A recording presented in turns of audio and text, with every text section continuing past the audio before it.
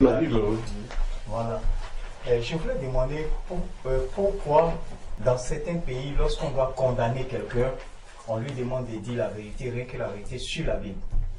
En fait, on lui fait poser la main sur la Bible. Pourtant, nous savons que les États, en temps normal,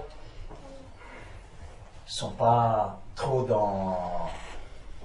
ne marchent pas avec la loi de Dieu. Mais pourquoi ils font jurer les gens sur la Bible?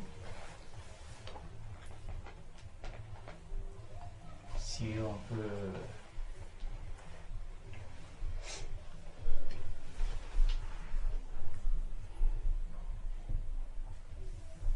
En fait, je voulais même savoir au juste qu'est-ce que la Bible a à voir avec les gens qui marchent que par la vue, si on peut dire. Parce que quand on regarde nos gouvernants et autres là, on ne voit pas qui parmi eux qui fait les lois en fonction de la parole de Dieu. Ils font les lois sur eux-mêmes. Mais pourquoi quand il y a peut-être au moment d'un procès, d'un jugement pour quelqu'un qui doit peut-être être condamné ou quoi, on lui demande dites la vérité, rien que la vérité sur la Bible, on lui fait poser la main sur la Bible. C'est l'acte d'utiliser la Bible. Sinon, on peut utiliser un roman policier. Il y a plusieurs livres. Mais pourquoi c'est sur la Bible? C'est ce que je n'arrive pas à comprendre.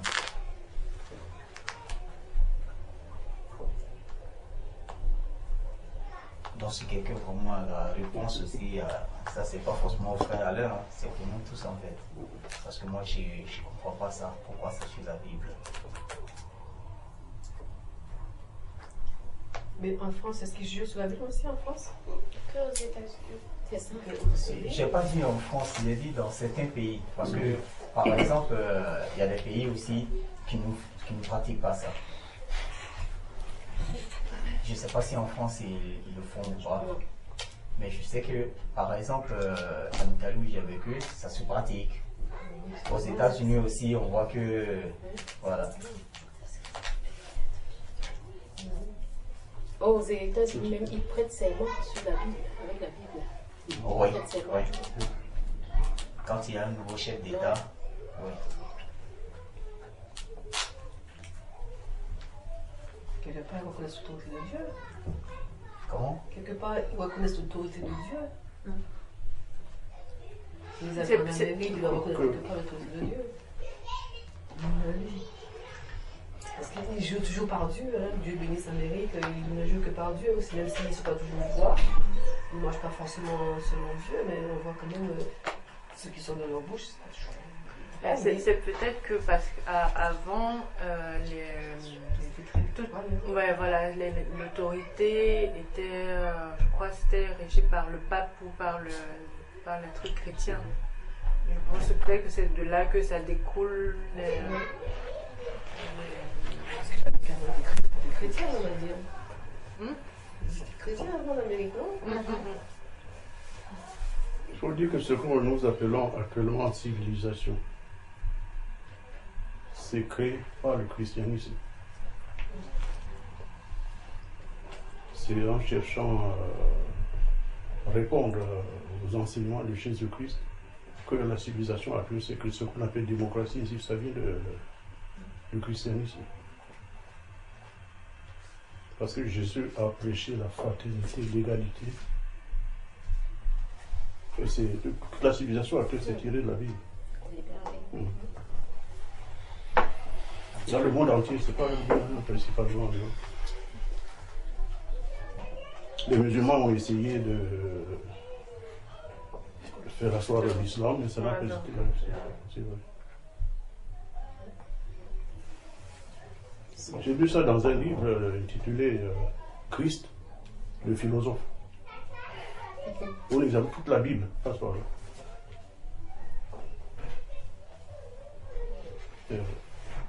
Si je peux dire quelque chose par rapport à la question que le frère est en train de poser.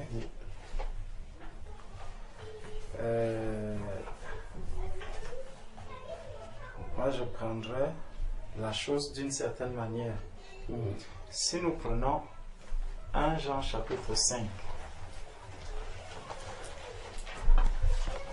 1 Jean chapitre 5,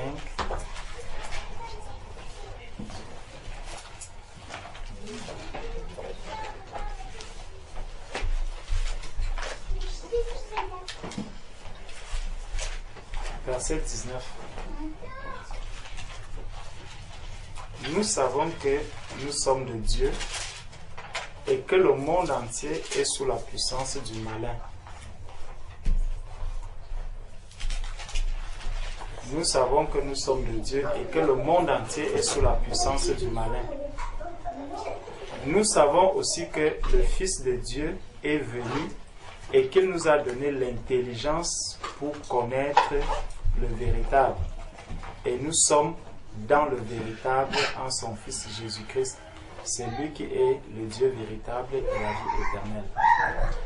Donc, la parole de Dieu nous révèle ici que nous sommes dans le véritable. Elle nous révèle ici que le monde entier dans lequel nous nous trouvons est sous la puissance du malin.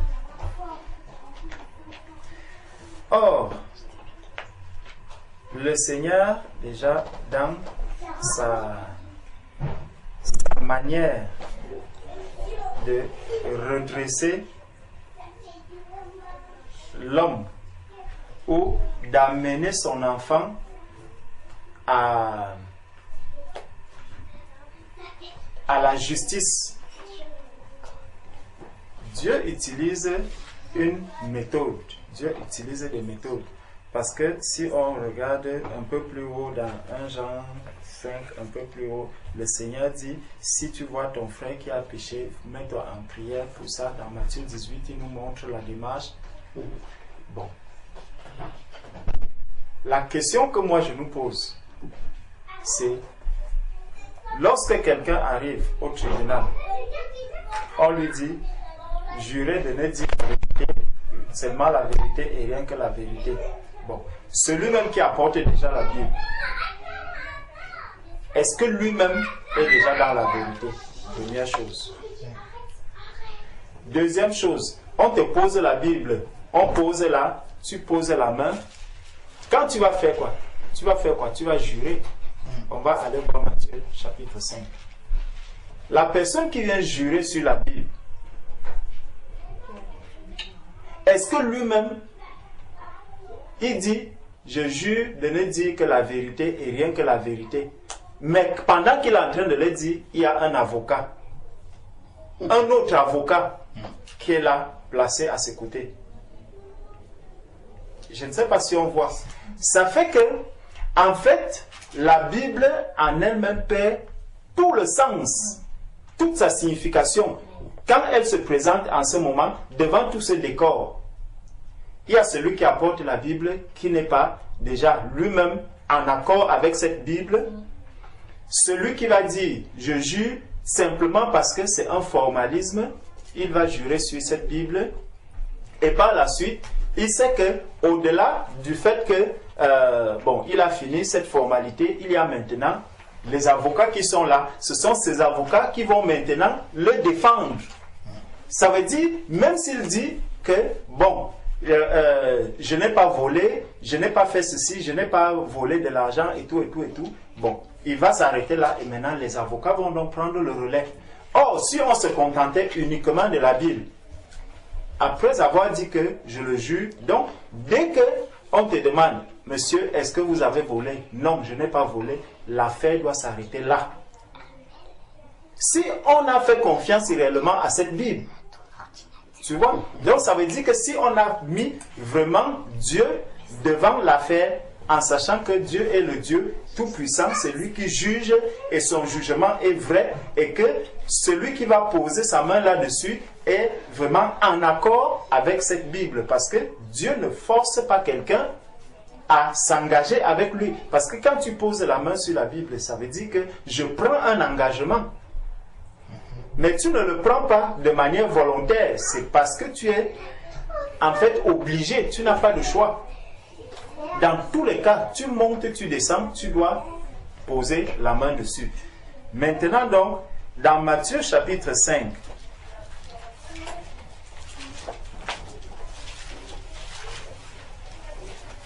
dans Matthieu chapitre 5,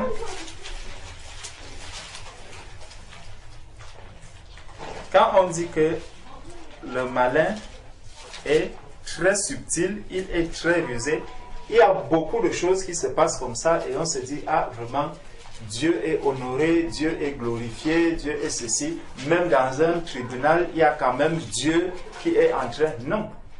Dans Matthieu chapitre 5, voici ce qui est écrit, verset 34. Bon, commençons au verset 33.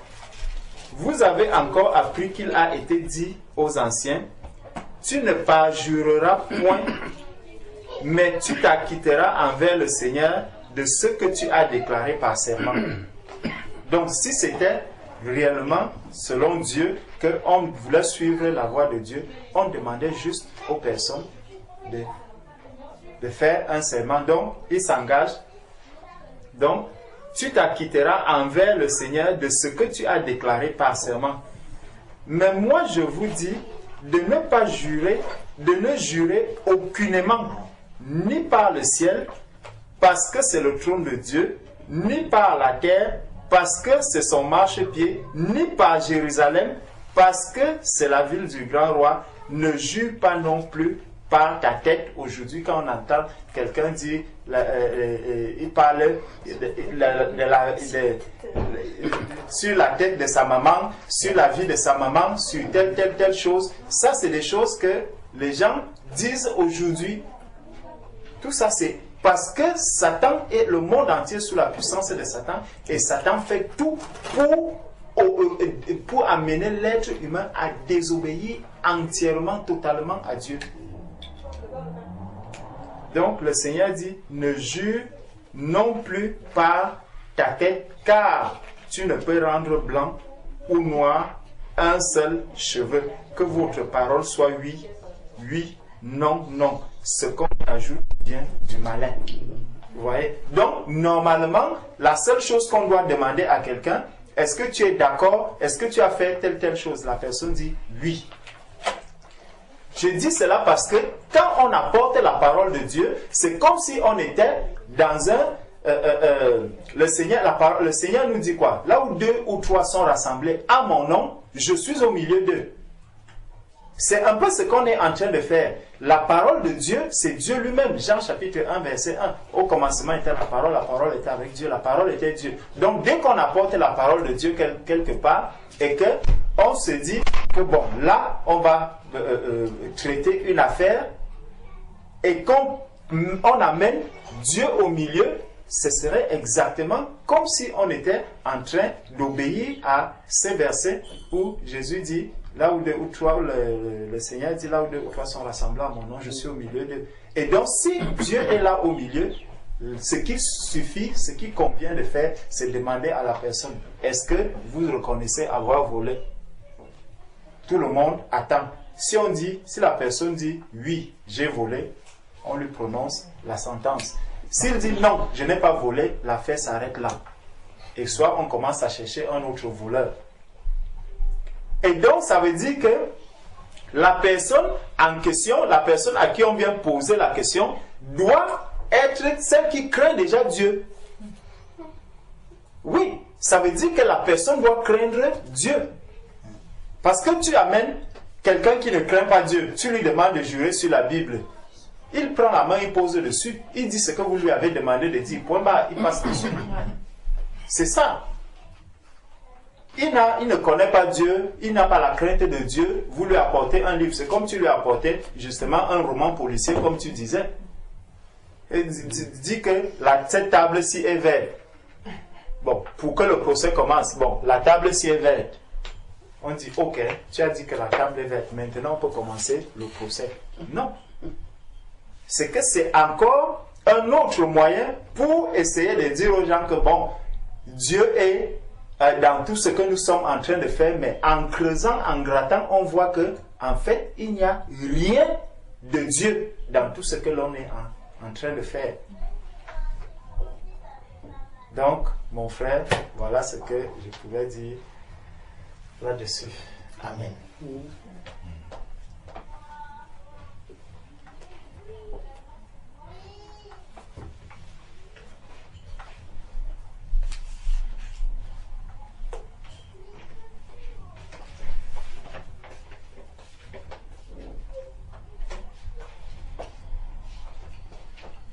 Je crois que c'est en...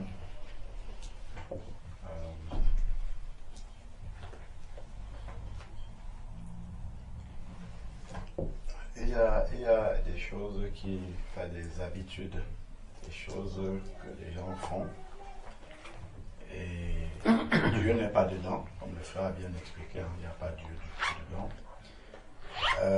mais que Dieu laisse comme ça pour rappeler en fait que, même comme on a dit là que le monde est sous la domination du malin, le Seigneur Jésus a dit aussi que tout pouvoir m'a été donné au ciel et sur la terre.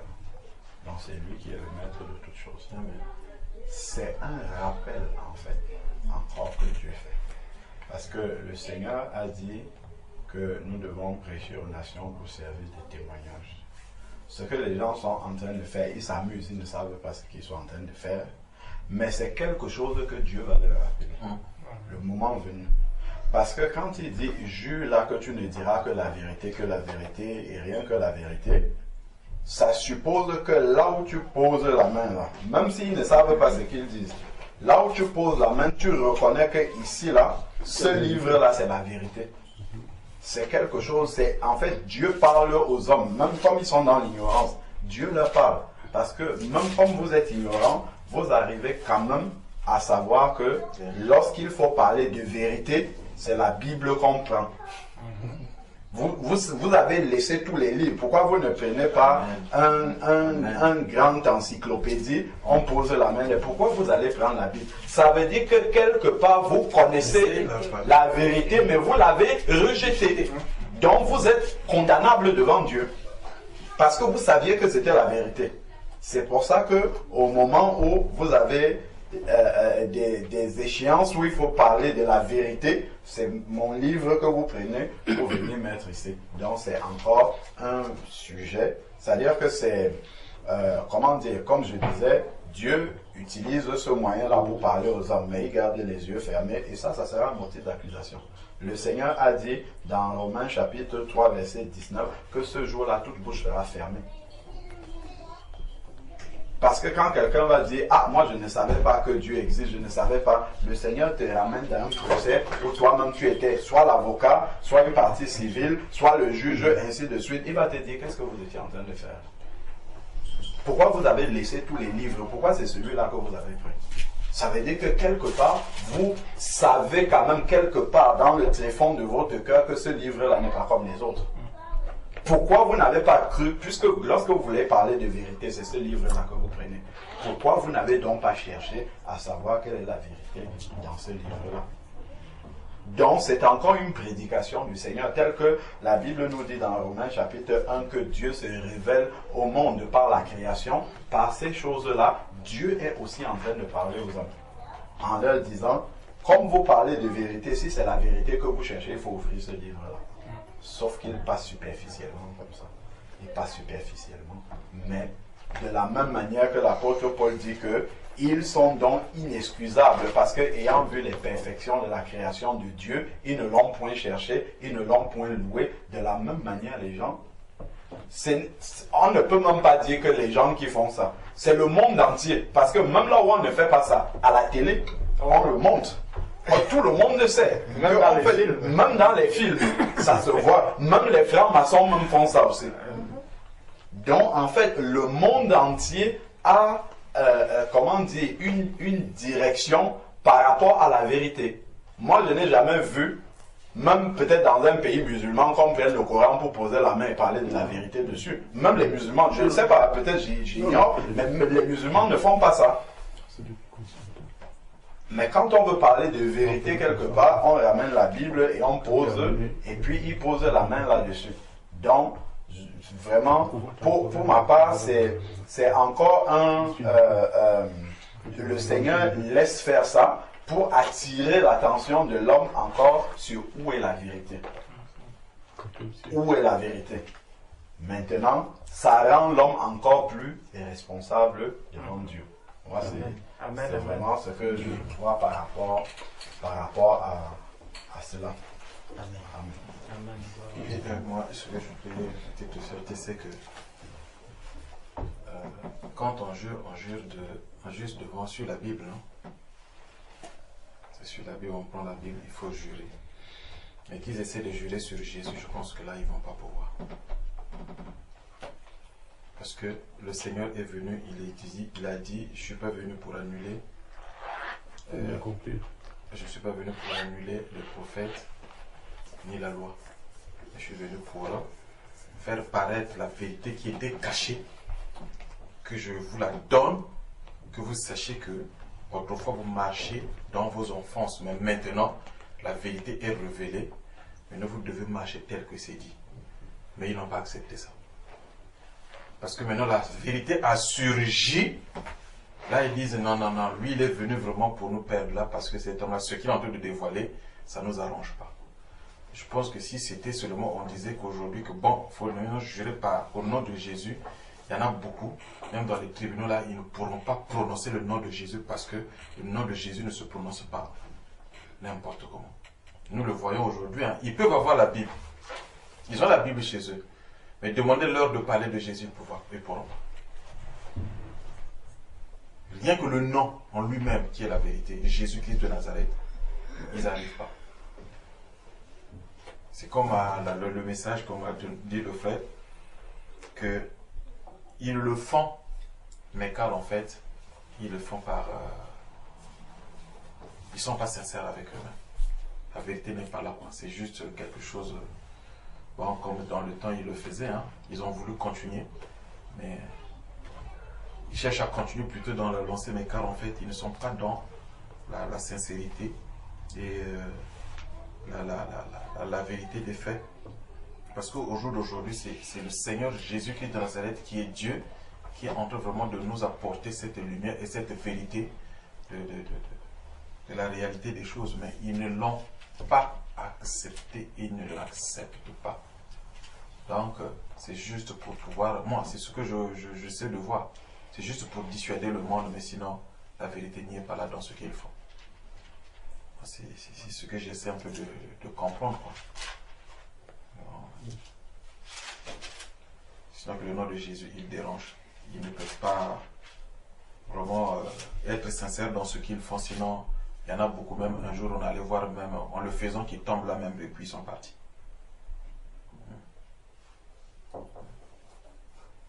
Parce que ils sont tellement malins qu'ils veulent dissuader les gens. Parce que par exemple, là, pour reprendre le passage que le frère a lu dans 1 Jean 5, 19 dit, nous savons que nous sommes de Dieu et que le monde entier est sous la puissance du malin. Bon, mais lesquels qui le font? Est-ce que nous nous jurons sur la Bible? Ne jurez pas sur le nom de Dieu. Mais eux, ils sont en train de jurer sur quoi? Donc ça doit aussi nous interpeller quelque part qu'ils ne sont vraiment pas dans la sincérité. Parce que aller jurer sur le nom de Dieu, alors que vous-même, vous ne l'êtes pas dans quelque part, connaissez un peu de comprendre que vraiment c'est juste pour pouvoir nous blaguer, quoi. Sinon que c'est vraiment pas la vérité des faits. Il n'y a pas la vérité, la sincérité dans ce qu'ils font. Sinon ils acceptaient le Seigneur Jésus. Sinon ils acceptaient le Seigneur Jésus. C'est juste ce que je voulais ajouter. Amen.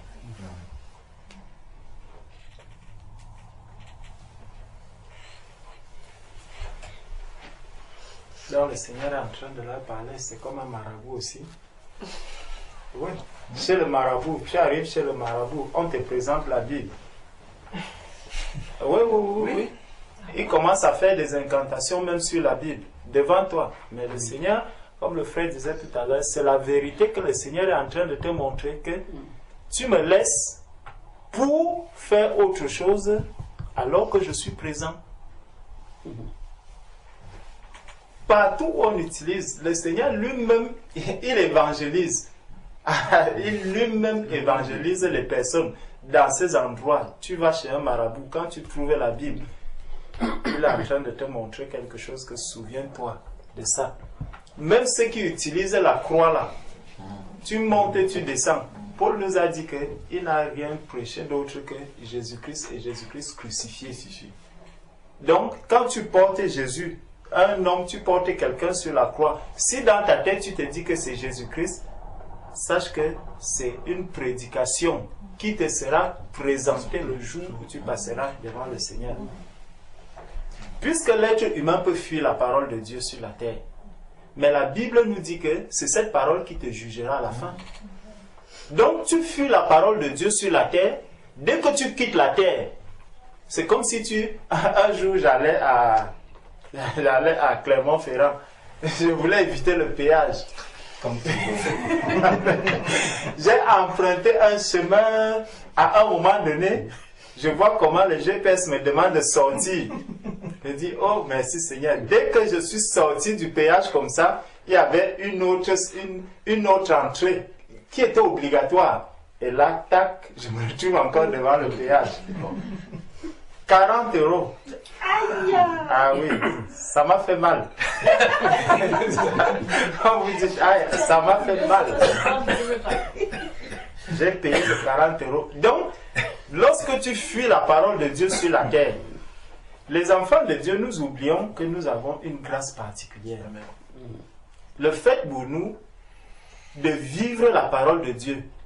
La parole de Dieu, comme c'est elle qui va nous juger. Tu vis la parole de Dieu, donc toujours après jour, la parole de Dieu te juge et te montre que non, ce que tu fais là n'est pas bien.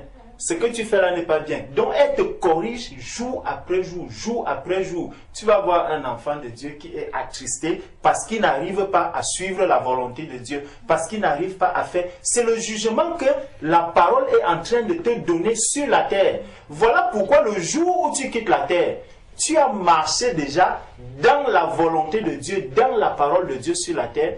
Tu pars, tu n'y a plus un autre jugement qui nous attend après.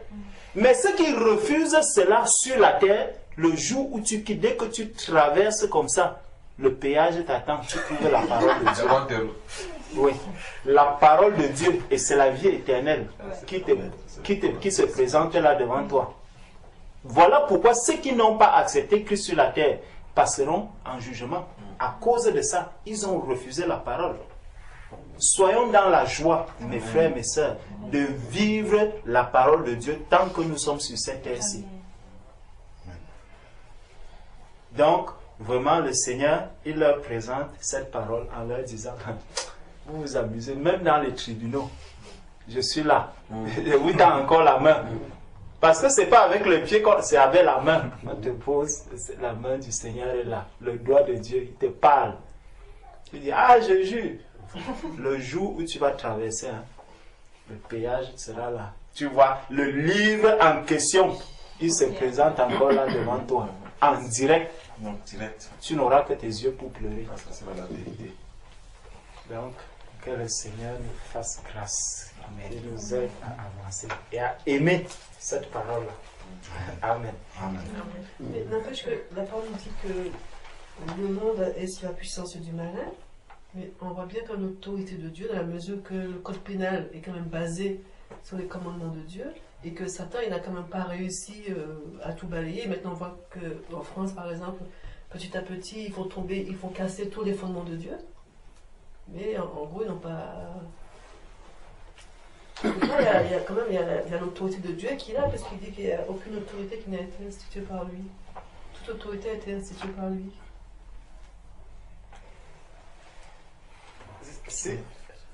Vas-y. Non, vas-y. Si je peux dire quelque chose par rapport à cela, c'est qu'en fait, tu vois, tout ce qu'ils apportent comme modification, parce qu'on prend la parole de Dieu, on commence à sélectionner certaines choses, on sélectionne, et au fur et à mesure que le retour de Jésus arrive, tu vois, on s'éloigne davantage, Ce qui était même bien, on modifie encore, on modifie, on modifie, on modifie. Et c'est l'être humain, lui, il trouve que c'est bien. C'est bien. Ça encore, c'est pour ça que le Seigneur a dit que plus le retour de notre Seigneur Jésus-Christ se rapproche, plus l'iniquité va s'accroître. C'est ce qui est en train de se passer. Et on valide cette iniquité, on la valide, on la valide, on la valide, pour que vraiment l'Antichrist puisse trouver les conditions qui lui permettent de s'asseoir maintenant de manière normale, de manière à être accepté par tous ceux qui sont là. Tu vois un peu? Donc les choses ne peuvent pas rester. Ça va s'aggraver de plus en plus. Et c'est pour ça que les enfants de Dieu doivent être de plus en plus vigilants et rester dans la prière. Nous devons beaucoup prier, que ce soit pour nos enfants, que ce soit pour ceux qui ne connaissent pas encore le Seigneur, parce que le combat est grand. Jour après jour, il y a des personnes qui réfléchissent, qui pensent comment faire pour... Aujourd'hui, on croit que c'est des libertés qu'on donne davantage. On pense que c'est... Bon, il faut rendre les gens de plus en plus libres, alléger les choses, faciliter les choses, Mais au fur et à mesure où on facilite, et au fur et à mesure, on enlève ce que Dieu Dieu avait mis pour que l'homme puisse vraiment avoir un équilibre sur la terre. Parce qu'aujourd'hui, les gens parlent du déséquilibre et de l'environnement et tout. Mais est-ce que cet environnement s'est dégradé tout seul? Est-ce que tout ce que l'on voit s'est dégradé? Non, c'est le travail de l'être humain. C'est le travail de l'être humain. Et plus on dit, bon voilà, on va protéger l'environnement, à certains endroits aussi, on détruit. Donc, et au fur et à mesure que le retour du Seigneur s'approche, on se dit, bon, comment est-ce qu'on va agir? Bon, il faut maintenant faciliter le divorce, par exemple. Avant, c'était difficile pour arriver à un divorce. Maintenant, c'est combien? 1 an. Tu vois? Rapidement. Non, vite fait. Non, ils ont encore... Vite fait. Sans avocat, c'est sans avocat. C'est devenu Non. 1 an. Vite fait, c'est réglé. Vite fait. Demande à nos grands-parents, ceux qui ont par exemple 80 ans aujourd'hui, demande-leur combien de temps ils faisaient pour divorcer. Ils ne divorçaient pas. Et à leur époque, tu dis ils ne divorçaient pas, tu vois. Mais aujourd'hui, on te dit, facile, vite fait. Incompatibilité d'humeur, d'accord. Bon, monsieur, non, moi je ne veux plus. Et dès qu'il sort, il y a sa copine qui l'attend, il part avec elle. Aujourd'hui, on vit avec le Pax. Donc il y a tout ce qui se prépare, vous voyez, pour que la volonté de Dieu ne soit plus du tout respectée. Vous allez voir des personnes qui vivent 25 ans dans le Pax. 10 ans depuis qu'on a établi, c'est comme s'ils attendaient simplement Pax. Dès qu'on a mis Pax, eux aussi sont allés acheter Pax. Ils ont commencé à laver les habits avec Pax. Pax. Depuis des années. Tu te demandes, mais pourquoi vous ne vous mariez pas?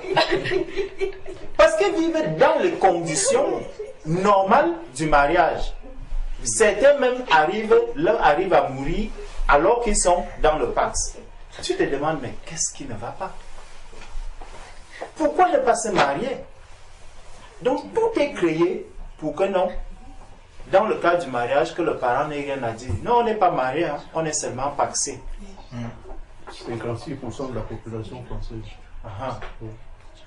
Ouais. Donc on tombe beaucoup plus dans le copinage, dans le pax. C'est vers là, c'est ça qui devient la norme. Or Dieu, lui, il a parlé du mariage. Dans tous les domaines, c'est comme ça que les choses sont en train d'évoluer. Et ce n'est pas pour rien, c'est parce que l'Antichrist doit s'asseoir à un moment donné. Et il faut préparer les conditions de son arrivée. C'est pour ça que nous devons ouvrir les yeux et être vigilants par rapport à tout ce qui se passe. laissons et abandonner maintenant les distractions et tout ce qui nous occupe, tout ce qui qui vient pour nous éloigner du chemin, nous distraire, pour qu'on pense à autre chose qu'à cela. Non. Vraiment, ouvrons les yeux, veillons, veillons, veillons, veillons pour voir tout ce qui est en train de se passer. Et tout ça, ce n'est pas caché, hein? C'est au vu et au su de tout le monde. Et ça arrive petit à petit, petit à petit. Une pierre se pose, l'autre se pose, l'autre se pose, l'autre se pose, et c'est comme ça qu'on construit le puzzle. À un moment donné, tout sera là. Et on sera là, surpris de voir quelqu'un qui se présente en Dieu, qui dit, moi voici, je suis le Dieu, je suis ceci. C'est l'antichrist qui sont en train de présenter. On peut parler. Donc il faut que l'on soit vraiment vigilant. Amen.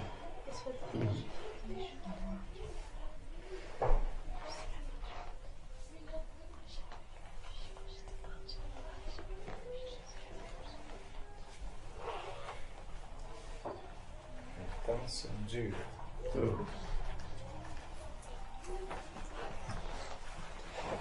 56% des couples français. Ils vont continuer.